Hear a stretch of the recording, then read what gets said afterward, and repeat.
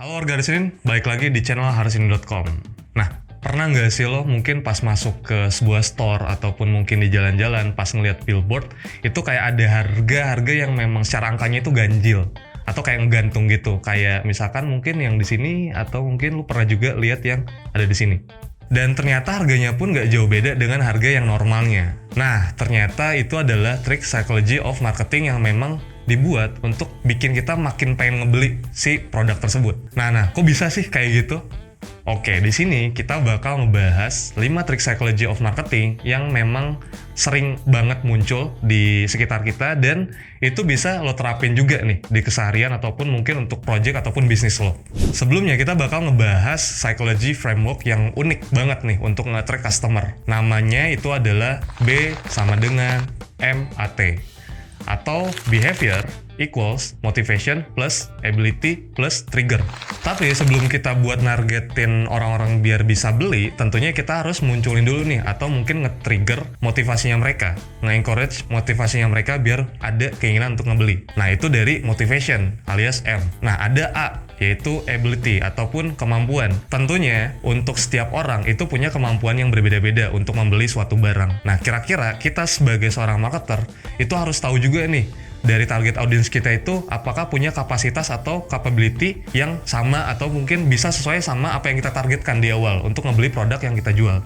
Dan yang ketiga yaitu adalah T, yaitu trigger. Itu adalah sebuah pemicu. Kita harus bisa memicu atau nge-triggering si audience ini untuk ngebeli produk yang kita jual. Nah, ketika semua aspek tadi yaitu motivation, ability, dan juga trigger udah lengkap, itu bisa ngebuat behavior customer kita untuk ngebeli produknya kita. Jadi, secara garis besar, kita sepakat kalau psikologi marketing adalah ilmu yang memahami cara pemikiran ataupun emosi yang mempengaruhi keputusan dalam pembelian. Nah, para marketer itu menggunakan banyak banget trik cerdik untuk bisa bikin produk ataupun layanannya kelihatan lebih menarik bagi calon customer dan akhirnya bikin mereka mau beli. Oke, barulah kita lanjut nih untuk ngebahas 5 trik psychology of marketing yang tadi. Apa aja sih kira-kira? Nah, kita mulai langsung ke yang pertama, yaitu adalah charm price. Jadi, charm price ini adalah sebuah teknik yang biasanya itu dilakukan oleh para marketer dalam penentuan pricing ataupun mungkin dalam menentukan harga. Nah, biasanya para marketer itu bakal ngasih harga yang berakhiran ganjil ataupun mungkin ada angka 99 atau ada juga 95 kayak gitu. Nah, teknik ini sering digunakan karena secara psikologis orang-orang itu bakal lebih tertarik buat ngebeli sebuah produk yang harganya itu berakhiran dengan angka 99 daripada harga yang harganya itu berakhiran 00 atau mungkin pas nominalnya. Nah, karena saat kita ngebeli produk yang harganya 11.999.000 itu bakal lebih menarik kita untuk ngebeli produk tersebut. Kenapa? Karena kita ngelihatnya itu sebagai harga 11 juta, bukan harga 12 juta. Padahal bedanya itu cuma beda tipis, mungkin 100 perak atau mungkin cuma 1.000 atau mungkin ada yang cuma beda 100.000 misalkan kayak gitu. Nah, yang kedua itu ada teknik psikologi marketing yang namanya decoy price. Nah, decoy price ini adalah strategi pengganggu.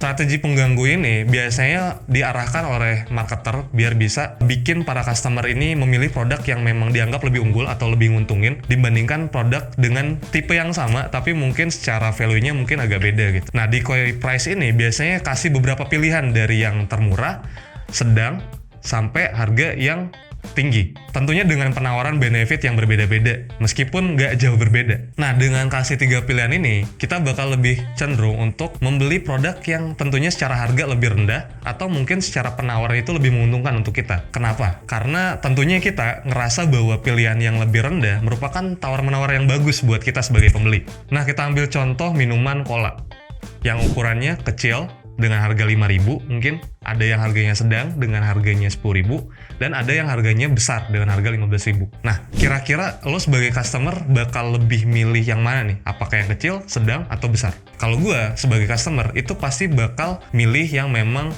antara yang paling kecil sekalian atau yang gede sekalian. Nah, di sini tujuan dari decoy price ini yaitu untuk ngasih satu produk dengan harga pengganggu yang tujuannya buat dikorbanin, biar kita bisa langsung tahu mau milih yang kecil sekalian ataupun yang besar sekalian. Yang ketiga, yaitu scarcity principle. Nah, teknik psikologi marketing ini adalah teknik yang biasanya dibikin biar konsumen ngerasa lebih panik kalau tiba-tiba ada hal-hal yang sifatnya itu limited atau rare, atau mungkin kayak bikin kita urgensinya untuk ngebeli itu lebih tinggi gitu. Contohnya, kita bakal lebih tertarik untuk ngebeli produk yang memang hanya tersedia dalam jumlah yang terbatas. Misalkan, beli parfum yang memang itu dijual cuma 50 orang pertama doang gitu kan.